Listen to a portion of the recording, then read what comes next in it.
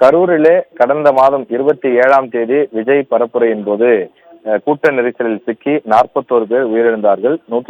நூற்றுக்கும் மேற்பட்டோர் படுகாயங்கள் அடைந்தனர். அவர்கள் மருத்துவமனையிலே அனுமதிக்கப்பட்டு சிகிச்சைகள் பெற்று வந்தனர். வீடுகளிலே தற்போது அவர்கள் ஓய்வெடுத்து வருகிறார்கள். இந்த நிலையிலே ஒருவர் அந்த கூட்ட நெரிசலிலே சிக்கியவர் தற்போது ஊன்றுகோல் உதவியோடு அவர் சென்னை நோக்கி வரக்கூடிய அந்த காட்சியை நாம் பார்க்கிறோம். தமிழக வெற்றி கழகத்தினுடைய நிர்வாகிகள் அவரை ஊன்றுகோல் உதவியுடன் அழைத்து வந்து அங்க இருக்கக்கூடிய அந்த பேருந்திலே ஏற்றக்கூடிய அந்த காட்சியை நாம் பார்க்கிறோம். அதாவது இந்த உயிரிழந்த 41 பேரில் பிருந்தா என்ற பெண்மணியும் உயிரிழந்தார்.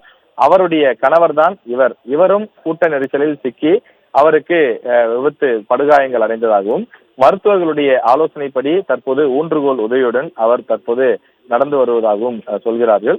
அவர் தன்னுடைய சொந்த விருப்பத்தின் பேரில் விஜயை பார்க்க வேண்டும் என்ற அடிப்படையிலே அவர் தற்போது சென்னை புறப்பட்டு வருவதாக அங்க இருக்கக்கூடிய கட்சி நிர்வாகிகள் தெரிவிக்கின்றார்கள். தற்போது நடக்க முடியாத நிலையிலும் அவர் அங்கிருந்து தமிழக வெற்றி கழகத்தினுடைய நிர்வாகிகள் மற்றும் ஊன்றுகோல் உதவியுடன் அருகில் இருக்கக்கூடிய அந்த சொகுசு பேருந்தில் ஏறக்கூடிய அந்த காட்சியை நாம் பார்க்கின்றோம். இன்னும் சற்று நேரத்தில் அந்த பேருந்து அங்கிருந்து புறப்பட இருக்கிறது. இன்று இரவு மாமல்லபுரத்தில் இருக்கக்கூடிய நட்சத்திர விடுதிக்கு அந்த பேருந்து வர இருக்கிறது.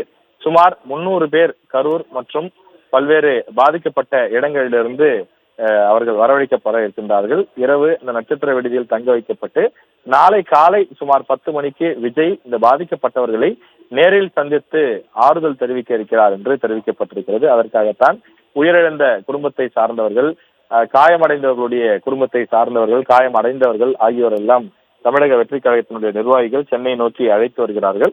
அதில் ஒருவராக தற்போது காயம்பட்ட நபரை நாம் தெரிய பார்க்கின்றோம். இது போல பல பேர் காயமடைந்த பல பேர் தமிழக வெற்றி கழகத்தினுடைய அந்த வாகனத்தின் மூலமாக சென்னை நோக்கி வர தொடங்கி இருக்கிறார்கள்.